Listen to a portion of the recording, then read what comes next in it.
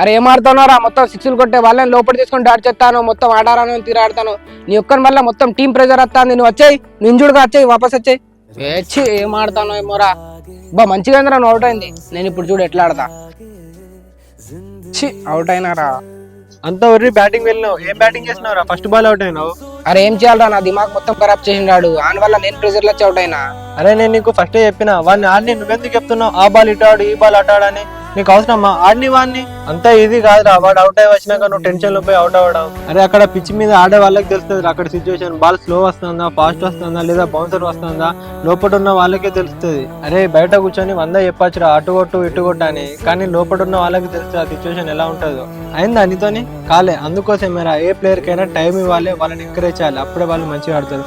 Friends మీరు కూడా మీ ప్లేయర్స్ని ఎవరిని డిస్కరేజ్ చేయకండి, అవసరమైతే మీరు వాళ్ళకి సపోర్ట్ చేయండి కానీ డిస్కరేజ్ చేయకండి.